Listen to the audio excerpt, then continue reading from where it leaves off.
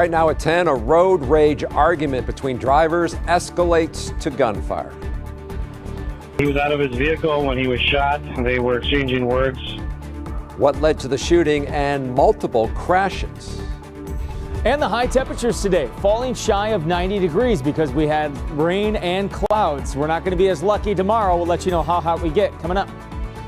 And a first look at the new leader of the pack as the practice kicks off in Green Bay. Connecting you with Milwaukee, Wisconsin, and the world.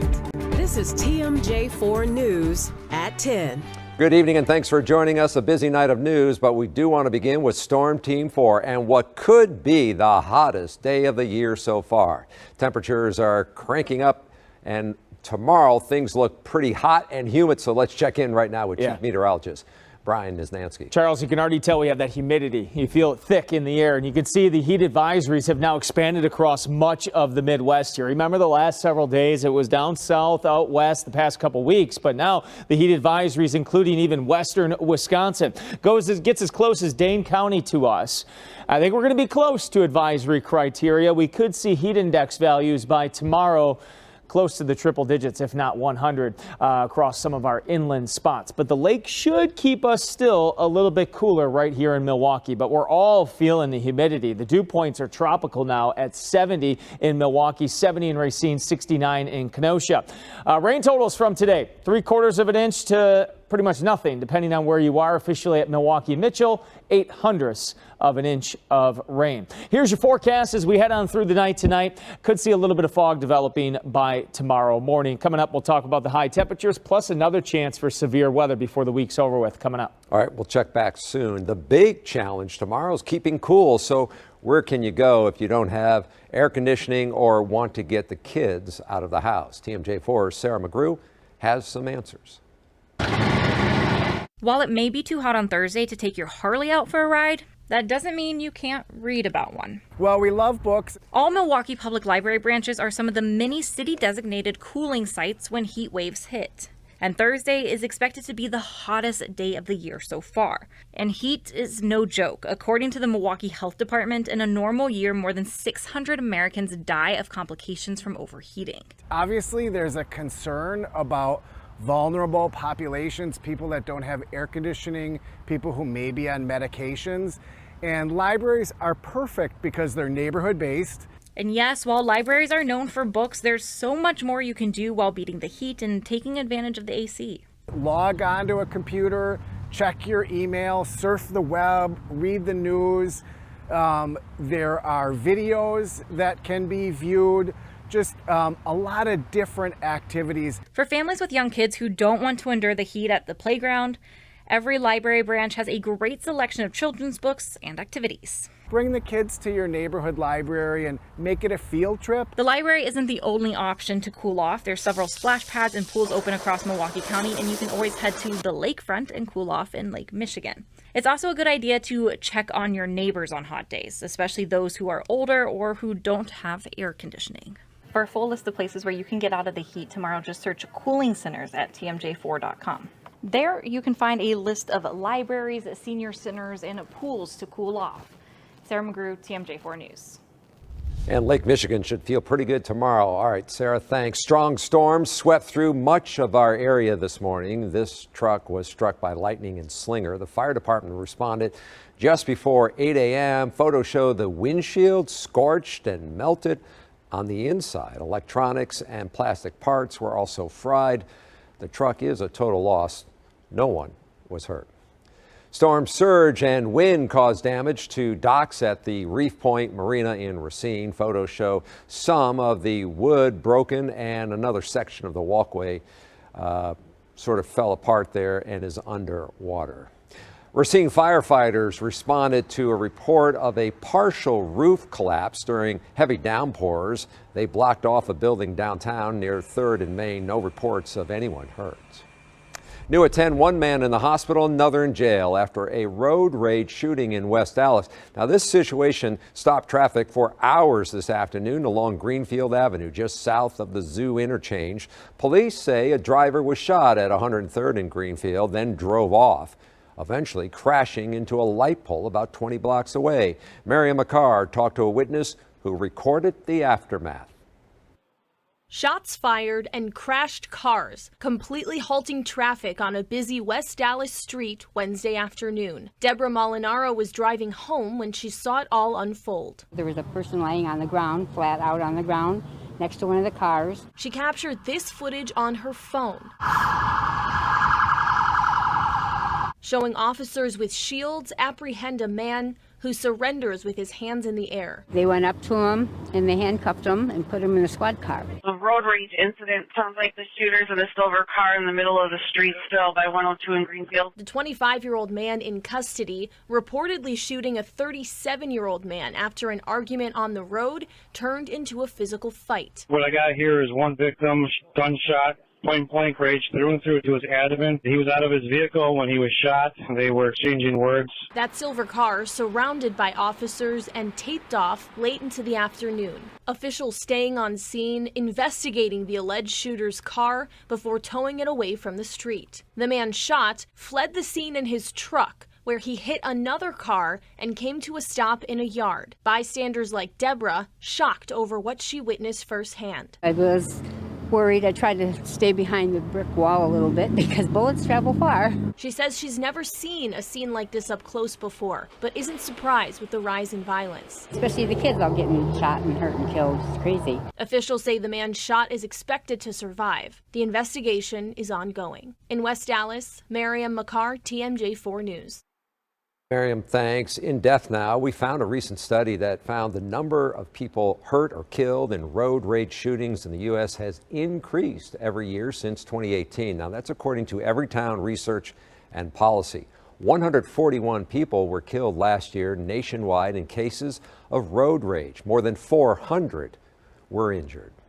New video shows the end of a high-speed chase on I-43. It happened just after 8 o'clock last night in the northbound lanes near Highland Avenue. Milwaukee police were trying to stop a vehicle taken in a carjacking. The car struck a wall, rolled, and then slid to a stop. Two men, 22 and 27 years old, were arrested. Police say they also found a gun and drugs in that car. We are just hours away from a vote on a new sales tax hike in Milwaukee County. Executive David Crowley made a final pitch tonight to pass it.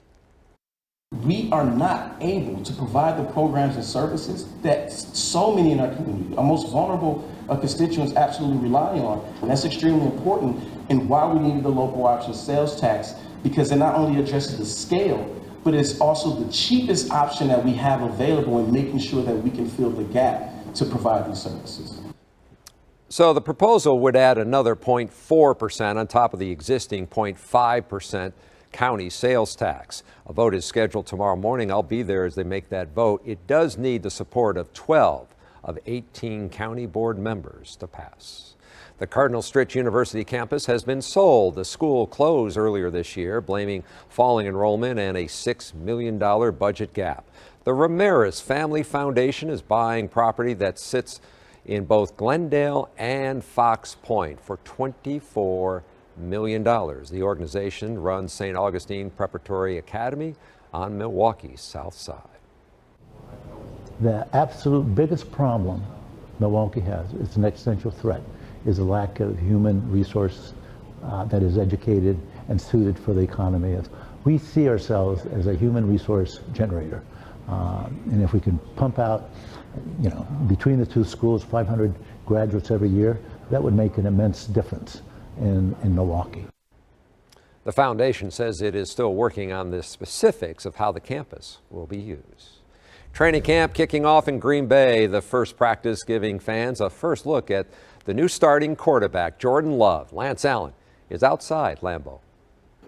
First day of training camp up here in Green Bay. You can tell the kids waiting for the players to come out after a spirited 90-minute practice, riding the bikes to and from Lambeau Field. And of course, everyone wanting to know how Jordan Love looked. How did he do on day one? It's not going to be perfect right away. This is a process. It's growing pains that you got to work through. Just like today, it's day one. It's not going to be perfect.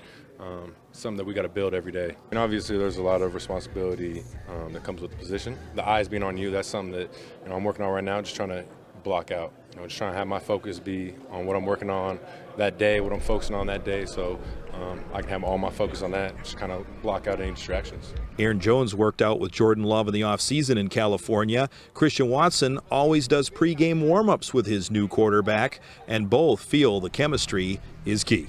We just went over to California. They know, and Jordan's there with them. He can tell them why we're running the play, what we're looking for on that play, and what we're trying to accomplish. We're going to continue to grow and continue to find our rhythm and find our timing. Just being out there and be able to get more opportunities with him. But I mean, I've seen a lot of great things from Jordan. I'm excited to continue to show the world. The fans excited because normally when it rains, they go inside the Don Hudson Center, but it was outside. Matt LaFleur saying, "Bring your raincoats." He wanted to please the fans. In Green Bay, Lance Allen, TMJ4 Sports. Looks like they're off to a great start. By the way, the Packers' annual Family Night scrimmage is less than 2 weeks away. It's set for Saturday, August 5th, of course, at Lambeau Field. And you can watch it right here on TMJ4. Still to come on TMJ4 News at 10, giving kids hands-on career experience. At the table tonight, a program empowering young students looking to get into the trade industry. The hourly wage for trade skills in Milwaukee can range from an average of $24 an hour to as high as $40 an hour. Well, one property management company is trying to give back and give kids hands-on experience with the trades. Here at the table tonight, Archie Blunt with Barana Properties to tell us more about the rental company's mentorship program. Yes, this summer we started a mentorship program for 8th graders, and our goal is to have these young people learn more about the trades. They will be learning about electrical, plumbing, HVAC, accounting, and our goal is to show them that it's alternative things to do in the summer. They're getting paid, and they're also having fun. Yeah, you can't argue that against that, getting paid and having fun. What age are these students, and why are you reaching out to this particular age group? The minimum age had to be 14 because they needed a work permit. They're in 8th grade. They go to Milwaukee College Prep. As you see from the video, they actually did this wall with electrical. They did the plumbing, fan, lights, and we were able to power it up, and we worked with BK Electric to get this done. All right, you have just been hired on as their community outreach director. What are your hopes in changing or helping to elevate the image of Barana Properties in the Central City specifically? Well, what's most important is we provide affordable housing for this population in the city of Milwaukee. And our goal, and my goal, is to educate the tenant base, help them with financial literacy, help them learn the tenant-landlord law, and just make them better residents in general and better people. Relationships are key. They are. What have you noticed, though, from the kids? What are they? I mean, they must be walking out of there and say, wow, look at what we did today. I love working with those kids, and I'll be remiss not to say their names. They're Nyla, Elijah, Layla, Taylor. Give the shout outs. But they're learning a lot, and it is a pleasure working with those children. And I think that in the future, they can look back on this and maybe go into the trades themselves. There are a lot of young girls in that group, too. Yes, and we are lacking women in the trades field. So hopefully this will be a spark for them to go further in their life. Archie, thanks for being at the table. It was good information. Appreciate it. Thank you. Turning to the weather now, storm clouds clearing out, making way for really a beautiful sunset this evening above West Bend. And Brian, that sun will be, a scorcher. Full force tomorrow. We lucked out today. If it was one good thing with the storms, if it didn't ruin any outdoor plans, it kept us a lot cooler. But the humidity is back, and we're heating up and getting ready for a hot one tomorrow. 90-degree days in Milwaukee. We now are up to 5. Today we fell shy of 90 degrees, but I do think we'll make it number 6 heading into tomorrow. This is a live look downtown Milwaukee. We have a temperature still warm, 79, and look at the dew point. That's like Florida, 70 for a dew point. And across southeastern Wisconsin, 74 in Watertown, 75 in Kenosha. The dew points again hovering around 70, and that is where we are going to stay now over the next couple of days. Going to be humid to steamy tomorrow and again on Friday. Then it gets better heading into the weekend. Let's go through your weather headlines. Storms in the lake has been holding back the extreme heat. Tomorrow, I think that door opens a little bit more. Still going to be hot. Severe storms will be possible on Friday. Let's take a look at the future temperatures here. Now, overnight tonight, we dip down to around 70, and then as we head through the afternoon tomorrow, we top out around 90 in Milwaukee. If you're standing right along the lake or even downtown, you're probably going to be in the 80s. So if you want to find some relief, head close to Lake Michigan. Now, inland spots, we're talking middle 90s. And again, you can see the heat advisory includes central Wisconsin. So we're right on the edge of the potential for triple-digit heat index values when you factor in the humidity. All right, Storm 4 Max radar across southeastern Wisconsin. All is quiet now as we widen out the view here. You got an exiting storm system that brought the storms for us. A rebounding warm front. We already have very warm air in place, and then tomorrow we'll tap into some of this hot air. All right, future forecast here as we head overnight. Mainly clear skies. Maybe a little patchy fog develops tomorrow morning, especially away from Lake Michigan, but a lot of sunshine tomorrow. Again, that's going to allow things to heat up. Chance of storms tomorrow night, that's about maybe a 30 to 40% chance. And then Friday morning is when we have a pretty good chance. This is around mid-morning Friday of a good line of thunderstorms. And we could actually see 2 of these clusters of storms, another one Friday evening. And those will have the chance of being severe, a level 2 of 5 already for Friday for widespread severe weather. Your forecast for tonight, muggy with areas of fog, a low of 70 degrees. For tomorrow, a high temperature of 90 in Milwaukee, inland 96. Again, throw on the sunscreen, UV index all the way up to a 10. That's about as high as we get here in Wisconsin. 7-day forecast, chance of thunderstorms on Friday, 87, 78 on Saturday. The weekend looks awesome. 82 on Sunday, 84 Monday, 86 Tuesday, and a slight chance of storms on Wednesday. But tomorrow the heat, Friday the storms again. We're going to have to watch those ones on Friday. All right, thanks. Up next, a fire above the New York City skyline. Did you see this? What led to a towering crane collapse? It took a jury in Green Bay 30 minutes of deliberation today to find a woman guilty of murdering and dismembering her boyfriend last February. Police say 25-year-old Taylor Shabiznes admitted to strangling the man at a home during a sexual encounter, then using kitchen knives to carry out the rest of the crime. The trial now moves to a second phase, focusing on if she is responsible or if she was suffering from a mental disease at the time. A frightening scene today in New York City where a crane more than 40 stories high caught fire and then collapsed onto the street below. Oh,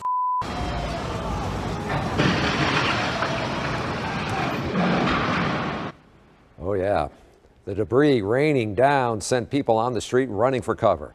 Emily Akita walks us through what happened. They even get down over here. It started as a fire roughly 45 stories up in Midtown Manhattan. But just as first responders were arriving on scene, an even more terrifying turn. Oh. The boom of the crane collapsed, sending pedestrians below scrambling to safety. I thought it was another terrorist attack or something because there was a loud bang. It sounded like a bomb. The falling crane also struck and rattled a nearby high-rise apartment building where residents were evacuated.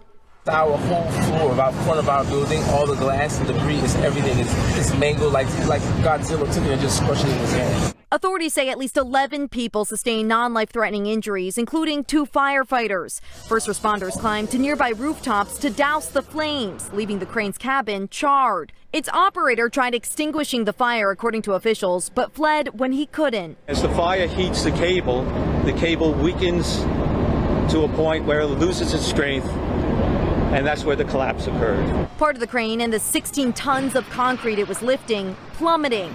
It was being used in the construction of a 54-story mixed-use building. Workers say they were still inside and feared for their lives after a sudden bang. And you thought the building was collapsing? Yeah, I think it's collapsed because the noise is big. In 2016, a crane crashed in Manhattan during a snowstorm, killing 1 man. Tonight, the mayor says New Yorkers should feel lucky this wasn't much worse. All of that concrete could have struck civilians, and this has spread out throughout the area here. So we were extremely lucky this morning. Yeah, definitely very lucky. Coming up next at 10, clearing up confusion around flashing traffic lights, what drivers need to know. Project Drive Safer Now, TMJ4's year-long effort to combat reckless driving. Tonight, we are focused on those flashing traffic signals. Adrian Mendez walks us through what to do when you see them. When traveling out on the roadway, you may come across instances where a traffic signal is not working properly or the light is flashing. A flashing signal means something different depending on what color light you see. In cases when there is a flashing red signal, that means vehicles should stop before entering the nearest crosswalk at an intersection. Remember to come to a complete stop, check the other lanes, then proceed with caution. When you see a flashing yellow light, that means drivers can proceed through the intersection without coming to a full stop. But in this case, you must slow down, check the cross traffic, and proceed with caution through the intersection. And what if you come up to an intersection where that traffic signal isn't working at all? Well, in that case, you want to treat it as a four-way stop. In all cases, following these traffic laws are important to prevent crashes out on the roads. Adriana Mendez, TMJ4 News. All right, Adriana, thanks. Failing to stop for a flashing red signal could cost you a $98 ticket. Right now on ProjectDriveSafer.com, you can look at new data behind the reckless driving in Milwaukee, what a study calls the top 5 intersections that sees the most crashes. We'll be right back. Looking good, looking good. All right, thanks for joining us tonight. Watch out tomorrow. It's going to be a hot one.